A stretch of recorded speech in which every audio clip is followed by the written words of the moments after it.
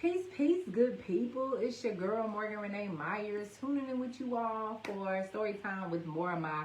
It has been like literally over a month, probably going on 2, since I have come live reading. Excuse my ruffle hat, it ain't completed, so therefore there's still some strings hanging. But anywho, I was making this for Mardi Gras, but I'm overseas, if you didn't know, and so I won't be able to ship these back before Mardi Gras is over with. So I'll make some more of the chocolate purchase. But anywho, so I've been on this book and I want to get through it. I think I ain't came on because the chapter's so lengthy and I ain't been having time to sit down. But this book is called Centered, Trading Your Plans for a Life That Matters by Jason Brown. He's a former NFL player and I actually got to meet him in person. This is where I purchased the book. He has farm out in North Carolina, and he was a football player and just stopped, and him and his family went to run a farm. And so he's talking about that journey. And so if you're not subscribed to my YouTube channel, I'm on Instagram and Facebook right now, and I will be uploading this onto my YouTube. Please go over there and subscribe. It's my name, Morgan Myers, as spelled MorganMyers. And you can check out my story time with more of my playlist. But let's get into it. So we're in chapter 4, entitled Faith, Family, and Fortune, with a question mark. God calls us all for something. He calls us to be fathers and mothers, doctors and teachers, leaders and servants. He calls a few to be football players too. For a while, I was one of them. He gave me all the gifts I needed to play football. Ever since high school, I had the size to play on the offensive line, the physical presence to fill a gap. After years of lifting, I developed the strength not just to fill that hole, but also make my presence known there. I could protect my quarterback from charging nose tackles and make gaps through the defense for a running back. I have the ability to play the position mentally as well, a job that, according to ESPN's Adam Rittenberg, often makes centers the smartest people on the team. The position requires much more than just snapping the football and pushing around another guy like a sumo wrestler. You got to know or figure out fast what every one of the 22 players on the field are about to do, adjusting line coverage and spotting potential trouble on the fly. And you've got to do it all while the quarterback might be calling his own audible and barking out the snap count. If I had been a pretty good player before, Ducey's dog tag gave me the extra push to the next level. For clarification, Ducey is his brother, who we learned in the last chapter passed away while fighting in war, I think in Iraq or something like that. So the death of his brother gave him more, on the field.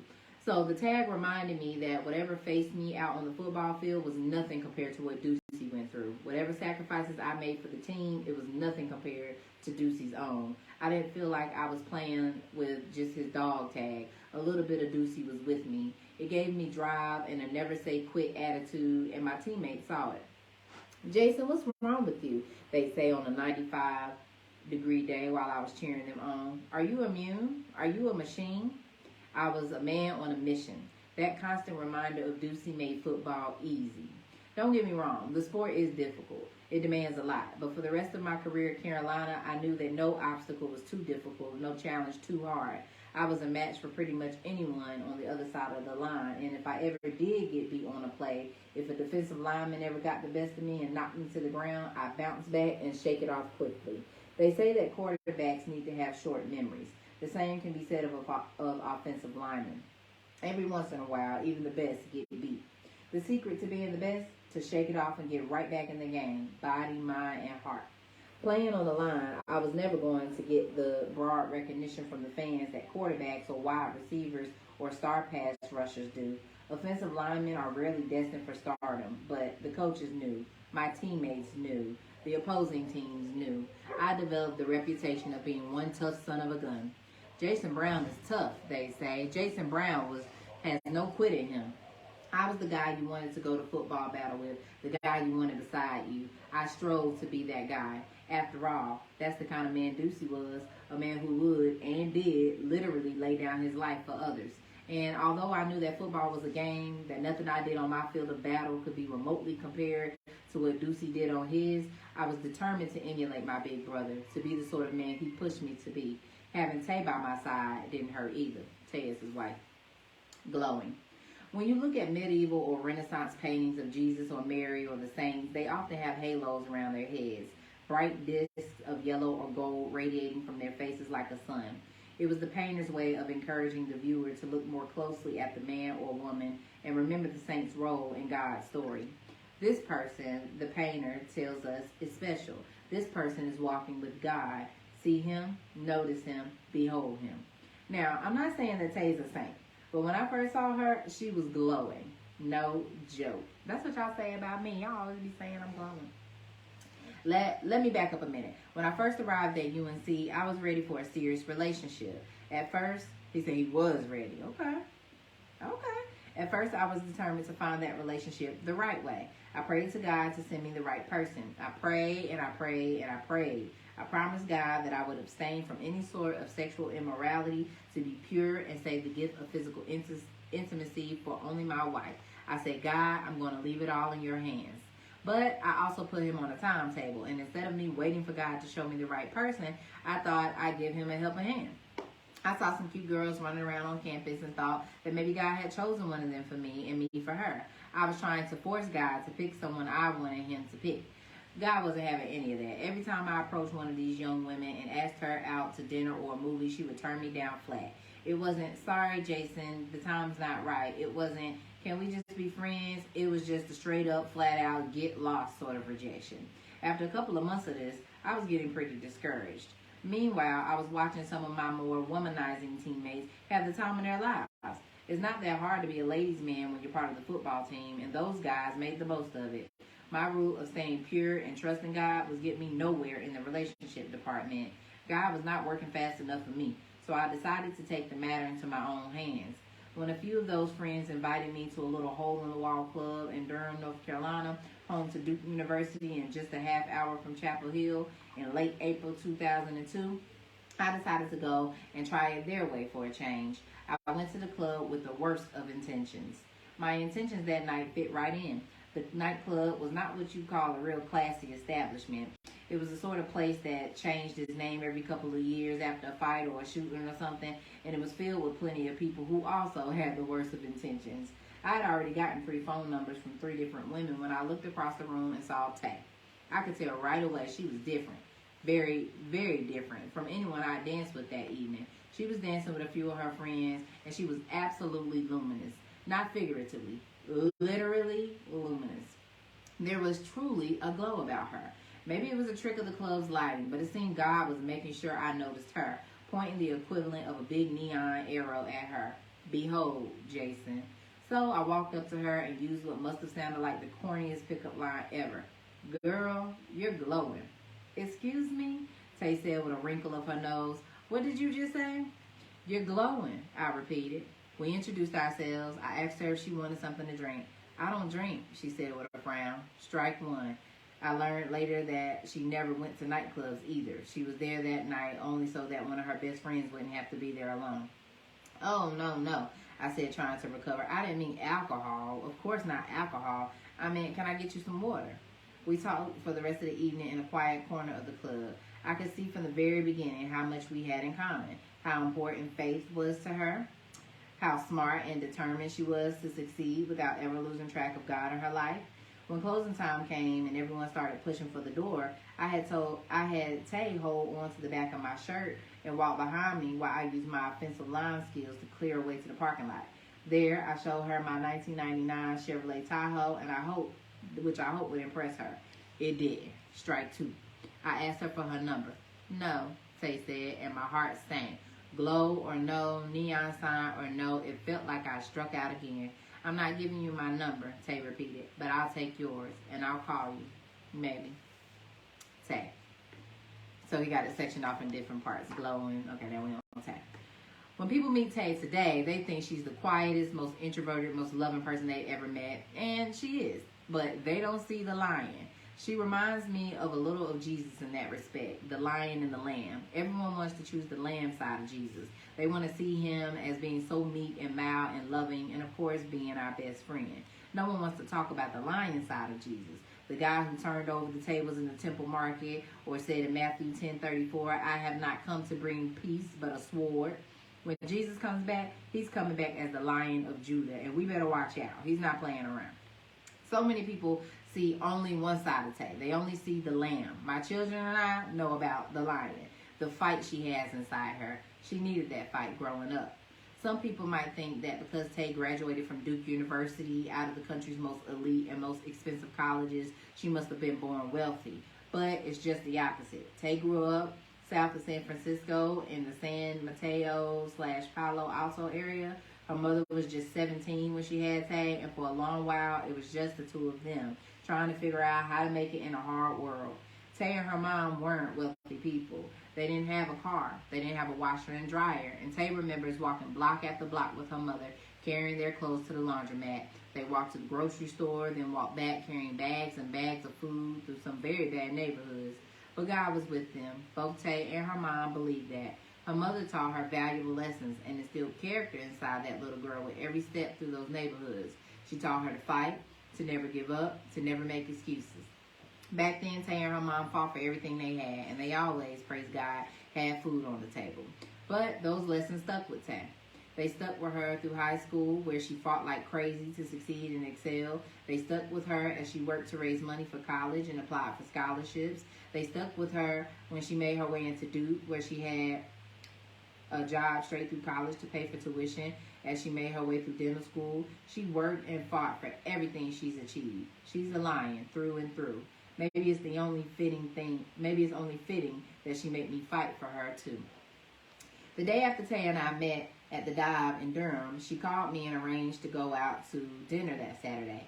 The afternoon of the date, I threw away all the trash in the Tahoe and bought a single white rose for Tay, which impressed her way more than the Tahoe did.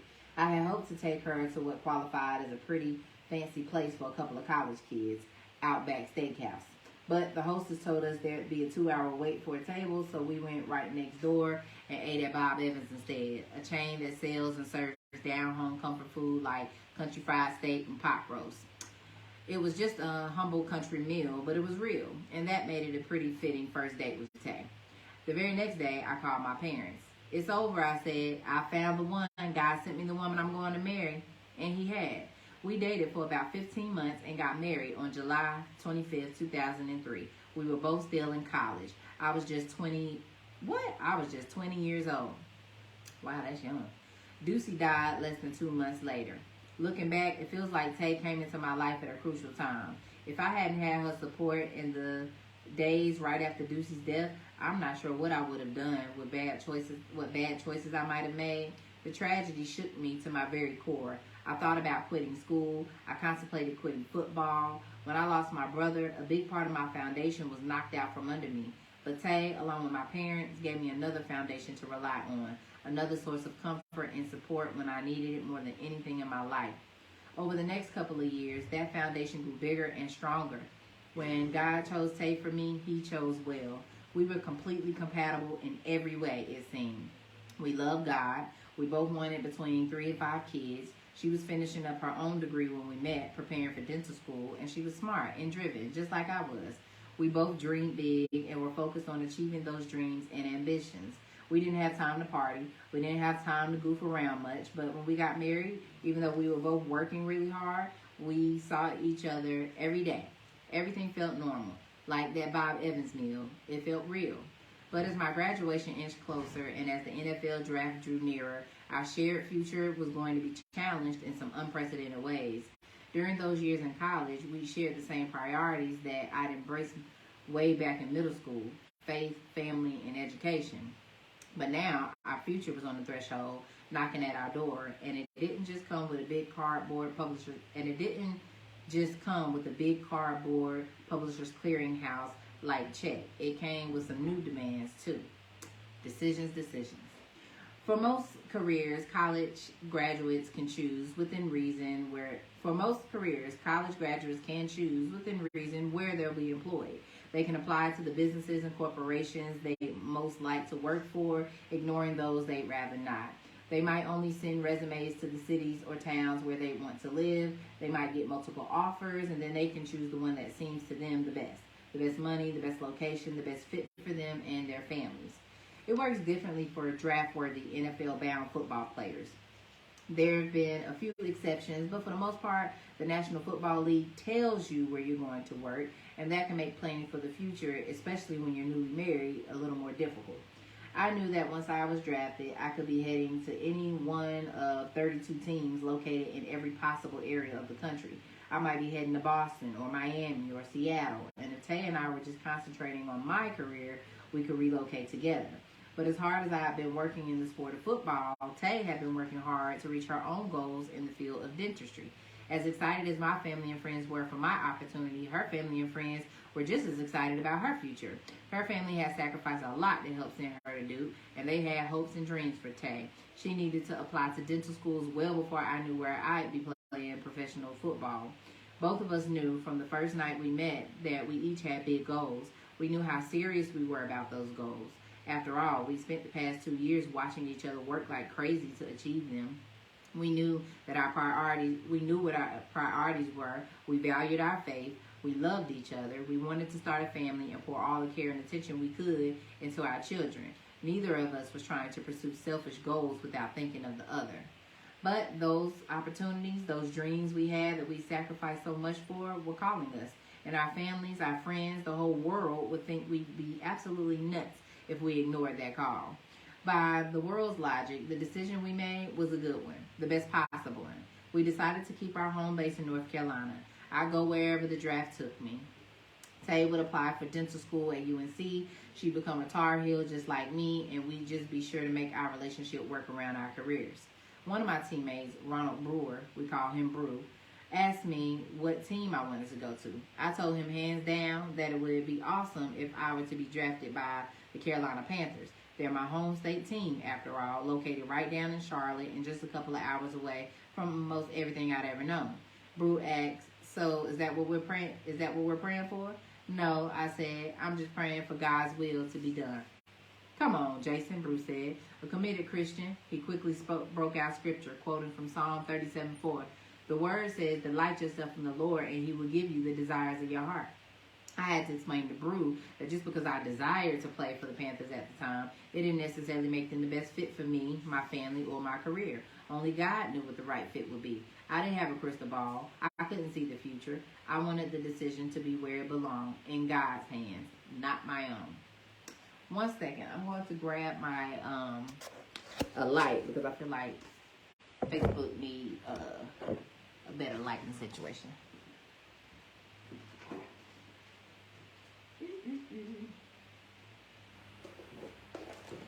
Mr. Rebel, I am. 1 second. Should have did this before I got started. It's all good. Let's see if this helps.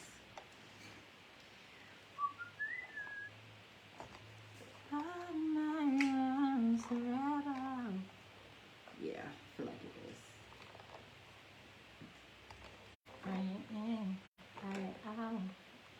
Maybe should I turn off the other light in the background? Let's see. That might be too dark. Yeah, a little too dark.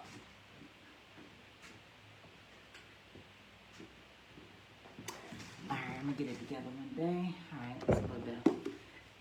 Excuse me. Alright, this next half of this chapter is called Drafted. Excuse me. By my senior year at North Carolina, all the experts said I was one of those surefire NFL players. Most of them, including ESPN's draft guru Mel Kiper, said I was almost guaranteed to be a first-day guy, meaning that I'd be drafted in one of the draft's first 3 rounds. Friends and family encouraged me to throw a party on that first day, a Saturday, so we could all celebrate my success together. Yeah, I heard that before, but I didn't want to celebrate too soon. I've seen other guys throw first-day parties only to end up feeling discouraged or even humiliated when they weren't drafted until later or not at all. Not to mention how uncomfortable it was for those of us at the party. So instead of throwing a party, I went fishing. Tay and I went to my parents' house in Henderson that day, where they have a small pond in their backyard. While my mom watched the draft on TV, I brought out a lounge chair, set it up right by the pond, and took a nap. I slept right through not getting drafted, and I was very much at peace about not being picked. The next day, during the fourth round, I got a call from Ozzie Newsome, the general manager for the Baltimore Ravens at the time. "Hey, Jason," he said, "we're on the clock, and we just wanted to know if you would love to come and be a Baltimore Raven." "Daggone right I would," I said. "Thank you very much." I wasn't lying to Mr. Newsome. Baltimore was a great fit for me. Better, I think, than Carolina would have been. God always knows what he's doing, doesn't he? And it was still close. Only two teams, Carolina and Washington, were closer to Henderson and my parents' backyard pool. I was just a 5 hour away from the Ravens training facilities. And although it wasn't gratifying for your ego to be drafted early, my agent, Harold Lewis of the National Sports Agency, said that being drafted in the fourth round was the best thing that could have happened to me. Based on the NFL's bargaining agreement with the players' union at the time, first-round players were locked into 5- and 6-year deals. That sounds good on the surface. I originally wanted to sign as long a deal as possible because a longer contract equals more security. But, as Harold pointed out to me, it also locks players into lower wages for a longer period of time. That same bargaining agreement limited the amount teams could pay their draft picks, too. As a fourth-round pick, the Ravens wanted to give me only a 3-year contract. In the fourth year, I'd be a restricted free agent, which meant that I could talk with other teams, but the Ravens could match any contract offer and keep me. And in the fifth year, I'd be an unrestricted free agent, which meant I'd be free to sign with any team I wanted to. "I know how good of a player you are," Harold told me. "You're going to outperform your rookie contract, and because you'll hit free agency sooner than the players drafted ahead of you, you're going to be able to break the bank that much faster." So now I knew where I was headed and where I'd be working, God willing, for the next 3 years, Baltimore. I was drafted by the Ravens at the same time Tay was accepted by UNC. That meant we were going to be separated, live physically apart for much of the year, and try to make a long-distance relationship work as best we could. It was the sort of concession I think many couples in our position would make. When the American dream calls, you answer. You must answer, people say. Do you know how many people would kill to be in your position, they'll tell you? How many people would give their lives for that opportunity you have right now? If you have an opportunity to climb the corporate ladder, to make a boatload of money, to be a professional athlete, then you better do it. So you start shifting your priorities around. You start making those calculations. You start compromising. God's math is always different from our own. He's a jealous God, and when we start compromising, when we make that American dream our priority instead of following him, we fall out of alignment. We forget our priorities. We lose our center. When I was growing up, my mom must have said 1,000 times, "You can't have your cake and eat it too." I never knew what that meant. If there's a piece of cake right in front of me and I eat it, sure. If it's not in front of me anymore, it's not, wait a minute. If there's a piece of cake right in front of me and I eat it, sure, it's not in front of me anymore. But I still have the satisfaction of eating it, right? But my mom knew what she was talking about. You can't have everything, even if the world tells you you can. Every choice comes with a cost, and sometimes the cost can be pretty high. Rook. I was rich. I was heading to play for a franchise that just a few years before had won a Super Bowl. And I won't lie, I was excited about it all. My hard work and dedication had paid off. I was going to play professional football, a vocation that millions would envy. But even then, I was worried about the implications. The NFL season starts around the middle of July when training camp begins. The Baltimore Ravens held their own training camp back then at McDaniel College, located in a Baltimore suburb called Westminster. Now, if you know anything about that area of the country, you know how hot and muggy it gets in the summer. It could be miserable to even step outside, much less spend hours in that heat, running up and down in full pads. The humidity is so terrible that ESPN even did a story on it one year. It's even hard to breathe in weather like that. The air just presses down on your shoulders and sometimes feels as though it might suffocate you. We weren't the only ones out there in that heat. Ravens fans are true fanatics. Thousands would show up to watch us practice, suffering through all that heat and humidity just to have a chance to say hi or get an autograph. So naturally, players are encouraged to shake a few hands and sign a few autographs when practice is done. I was a rookie offensive lineman. No one was spending hours in the heat to see me. Fans wanted to talk with Jamal Lewis, who 2 years before ran for 295 yards in a single game, or Todd Heap, a two-time Pro Bowl tight end called the Stormin' Mormon. They wanted to see Jonathan Ogden and Ed Reed, who both have since been inducted into the Pro Football Hall of Fame, or Deion Sanders, another Hall of Fame legend who was finishing out his career in Baltimore. And they especially wanted to see linebacker Ray Lewis, perhaps the greatest linebacker to ever play the game.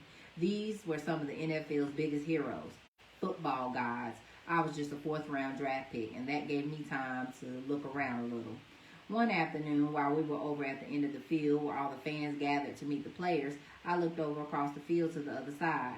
There, I saw a man standing all by himself. I could barely see him through all the humidity. There was a haze blanketing the practice field, and it made me wonder whether I was seeing him at all. So I turned more fully toward him and put my hand to my forehead, trying to shield my eyes from the glare of the sun, just trying to make out who or what I was seeing. And then I knew. It was Jesus. I heard him speaking to me, not across the field, but in my heart. Who is going to follow me, he asked. Who is going to follow me? I know there'll be doubters out there. Maybe I was a little hazy myself because of heat. Maybe the image was just some fan who got lost. Skeptics could figure out 1,000 different ways to brush that moment away. But I know what I saw. And I realized in that moment what a challenge God had given me. He brought me into a game, a profession that is surrounded with rampant idolatry. I heard those fans holler for autographs, and I knew that for many of them, those players, those Baltimore Ravens, were their idols. They wear their jerseys. They hang up posters in their bedrooms and man caves. They scream on Sundays for the players to save the game. For a few fans, a player like Ray Lewis might as well walk on water. I thought about all the children who grew up watching those games, who grew up loving their favorite players. Just because I was a Baltimore Raven, because I wore the jersey and played on that green field, I was, in a way, idolized too. I was no Ray Lewis, but I was a Raven. And I remember what Matthew 18:6 said about those little children. Whoever causes one of these little children who believe in me to sin, it would be better for him to have a great milestone fastened around his neck and to be drowned in the depth of the sea. That plagued me for a while because I was a little guilty of idolatry too. Ray Lewis might be one of the most passionate football players I've ever met.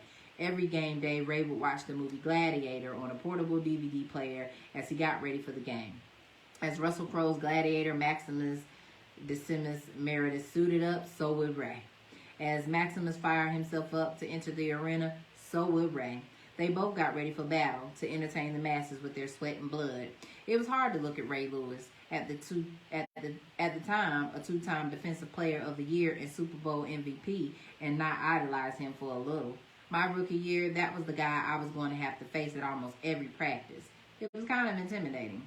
Then one day, while we were in the locker room, a light bulb went off for me. I saw Ray putting on his armor, just like I did. He put on his socks. I put on my socks. He put on his jock strap. I put on my jock strap. He had to lace up his shoes the same way that I had to lace up mine. Underneath all that armor, he was a man, just like everybody else. Most people see their superheroes only in uniform. We don't see them when they're vulnerable, but I did. I saw Ray when he got treatment for all the bruises he suffered on game day. I saw him in the cold tub from being so sore, and for me, that leveled the playing field. He's just a man, I thought to myself, just like I am. The next day at practice, the coach called a play where I was supposed to go to the next level, and that meant squaring off against Ray Lewis. And I pancaked him. I didn't just block him. I knocked him down and fell on top of him, eliminating him from the play. We got back to the huddle, and Tony Pachos, a third-year offensive tackle and a good friend of mine on the team, pulled me in. "Jason," he said, "what did you just do?" "I just did my job. That's what I did." "No," he said. "No, you don't do that." What do you mean you don't do that?" I asked. "You don't pancake Ray Lewis," Tony told me, showing a wisdom beyond his youth.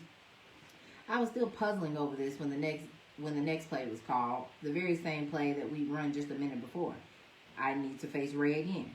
I came through to the next level, getting ready to block Ray. But then, an instant before I could get my hands on him, he somehow juked to the side, grabbed the tail end of my jersey from my back, and pulled it over my helmet. And then he threw me to the ground, hard. So there I was, my arms flopping around like stalks of grain in a strong breeze. I couldn't see anything because the tail of my jersey was covering my eyes. I flailed around like a 320-pound fish on the riverbank, and when I finally freed myself of the jersey, I saw Ray staring at me with a look that Maximus Meritus himself would have been proud of. He didn't say a word, but his eyes said, "Rook, show some respect." I didn't say a word, but my eyes said, "Yes, sir." Ray Lewis was just a man. He still is, but even men deserve a level of honor, too. New lives. After a rough 2005, my rookie season, we won 13 regular season games in 2006, losing just 3. It was the best regular season record in the franchise's history, a mark that wouldn't be topped until 2019. My career was beginning to click. Although the travel was tough and the time we spent apart from each other painful, Tay and I were trying to do the best we could under the circumstances. I spent as much time at home in North Carolina as I could during the off season, roughly February through July. It was far harder for me to get back during the football season, but I drove home as often as I could. Whenever Tay had a break, she tried to drive up to Baltimore to see me, but you just can't get much quality time in those short, unreliable visits. But we were both excited to welcome a third member of our family. The Ravens had just finished playing in Buffalo, New York on October 21st. It was the last game before our bye week, which meant that I had almost a week of rest and recuperation time before the team would start formally preparing for our November 5th game against the Pittsburgh Steelers. I was looking forward to spending that week with my very pregnant wife. As soon as the team got back to Baltimore, I made the 5-hour drive down to North Carolina. I didn't even tell her I was coming back home that night. When I pulled into the driveway, her car wasn't there. No lights in the house were on. She wasn't answering her phone. In desperation, I called Tay's best friend to find out what was going on. "Oh, hey, Jason," she said sweetly. "I'm with Tay in the hospital." Tay had gone into labor that morning. She didn't tell me because she didn't want to distract me from the game. Think football players are tough? They don't have anything on my wife. 2 days later, JW came into the world. I call him my first begotten son. With JW's arrival, I wanted to be home even more, but the NFL doesn't have paternity leave. We finished out our 5-11 season that year, then went 11-5 the following year. But to be part of that successful season, I was doing something I promised myself I would never do. You remember my daddy issues? I knew what it was like to grow up with without a father in the house. I knew what it was like to see my dad just every now and then. He sacrificed his time with us to provide for us.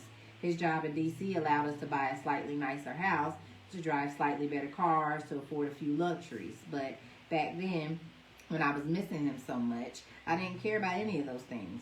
You can't put a price tag on the time you spend with your father. And here I was doing exactly what my dad had done. I was a great provider, but I knew in my heart that I wasn't being a great father.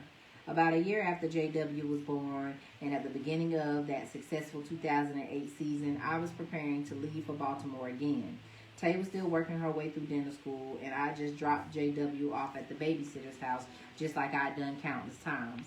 I said goodbye just like I'd done countless times. But somehow my son, even though he couldn't even walk yet, knew that this goodbye was different. As soon as I put him down, he was bawling, wailing as loud as he could with those little baby lungs of his. He was clawing at my legs. He was crying so hard that he couldn't even get out the word no. But I knew what he was saying to me. "Daddy, don't leave," he was saying. "Please don't leave me." But I did. It tore my heart out, but I turned and walked away. I didn't stop. I didn't stay. And in that moment, I felt like I had abandoned my child. When I tell that story, some people think I'm laying it on a little thick. "Oh, he's so dramatic," they tell me. They remind me that this experience isn't unique. Many mothers and fathers work. Lots of children spend much of their time with babysitters or at daycare centers. People go to work every single day and sacrifice that time so their families can have bread on the table and clothes on their backs, just like my father did, just like I was doing. I get why both parents work, why they leave their children with babysitters and daycare centers and preschool. I really do. But man, when I look at the state of families today, all the brokenness experienced in so many homes, I believe it's often because our priorities aren't where they're supposed to be. Look at the shattered families, the divorce rates, the rise in anxiety and depression in kids. Is it because we as parents sometimes focus on the wrong things? That we focus on the worldly treasure and we overlook the priceless living gifts that God has given us?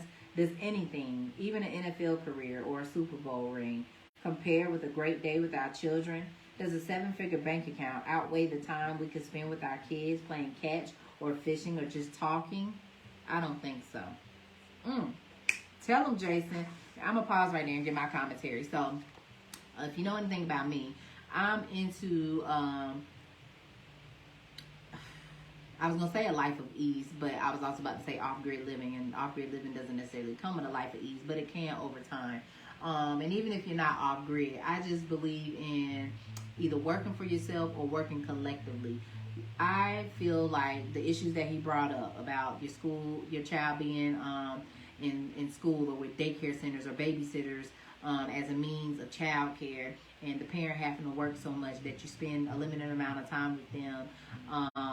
I feel like that's very problematic. And as a person that grew up with in a single parent home with my mother working so much, working third shift to the point where I remember I used to be in like a acting club and dance and things like that in high school, and then at a certain point I had to stop because I had to stay home and watch my little brother so that my mom could work third shift.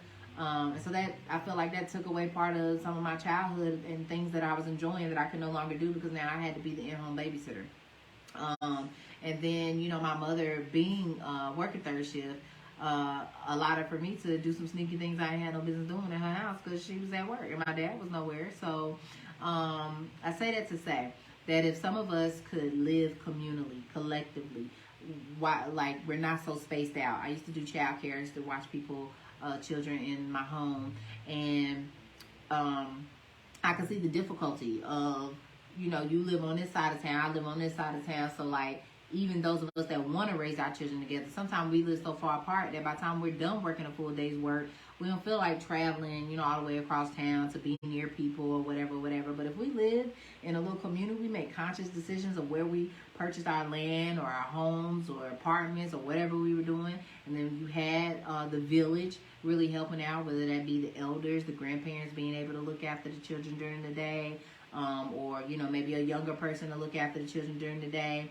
But they stayed in that community, or even doing homeschooling if you aren't able to teach your child these subjects, but there are other people in the vicinity that could. I feel like we have to find other means to make it work for us because we are overworking ourselves. And then what is the consequence of that? We spend less time with our children. They're raised by daycare providers and babysitters just so we can provide, just so we can pay bills. So what are some ways that we can change how we're making money, how we're living, so that it can benefit our actual families and not just stress us out, not just getting by, not just doing what we've been told to do? Like, what are some other resources? What are some other forms of passive income? If you could make multiple streams of income and be able to quit that one job that was paying all your bills, what would be the benefit of that? You get some time freedom back. You can actually be a parent to your child and not have other people raising them, So I like that he brought that up, and that's kind of the basis of why he ended up leaving the NFL, so that he could be with his family and not neglecting them. All right, moving along. Next part of this chapter, breaking the bank. My NFL career was shaping up just like my agent said it would. I started all 16 games at center in 2008, that 11-5 campaign, and I helped turn Baltimore into one of the league's top rushing offenses. We went to the playoffs again, ultimately losing to the Steelers in the AFC Championship game. We were one game away from the Super Bowl, but by any measure, we had a successful season. I still had that reputation of being one tough son of a gun, a guy without an ounce of quit in him. And as I went into free agency, I was considered the top interior offensive lineman available. Interior. The St. Louis Rams, a team that had gone 5-27 the previous 2 years, were looking for some heavyweight help, and they turned to me. The Rams pulled out their checkbook and signed me to a 5-year, $37.5 million contract, making me the highest paid center in NFL history at that time. I was the team's first pickup, the first piece to what new head coach Steve Spagnuolo hoped would be a successful rebuilding effort. There was no question he was going to be the guy we were going to focus on at that position, Coach Spagnuolo told the Associated Press after I signed. I'm just glad it all fell in place like it did. Tay finished dental school the same year I wrapped up my time in Baltimore. It freed us both up to move to St. Louis to build a real home. No more commuting back and forth between cities, and although the life of an NFL player is never normal, it looked as though we were getting closer to some semblance of normalcy. I'd come home from a day at the office and spend the evening with my wife and son. It wasn't the Brady Bunch, maybe, but I hope that we were on the way to feeling like a family, a real family. Looking back, I don't think our priorities were right on target. We were going to be a family on our terms. Like the great philosopher, the notorious B.I.G. once said, more money, more problems. Every strong family needs a place to live, a family home. So we bought a house, a ridiculous 12,000 square foot mansion with marble fireplaces and exotic wood floors and 2 massive bars. We didn't drink, but it didn't matter. I stocked those bars with every high shelf bottle of liquor available, right down to a $1,500 crystal bottle of Louis. Oh wait, a $1,500 crystal bottle of Louis the 13 cognac. That makes no sense. You don't drink. Why the hell would you have 2 bars and fill it up? Were you having people over? When I wasn't playing football, we also went to church every week, putting on our best clothes and heading off to the service, just like a good family is supposed to do. We looked the part of the perfect American family on Sunday mornings, a perfect power couple with their adorable little boy. But Monday through Saturday, our lives were anything but perfect. Everything looked like it had fallen into place for us, but Tay and I weren't clicking the way we used to. The time apart had taken a toll on our relationship, and we lost the humility and grace we used to give each other. We were prideful, arrogant.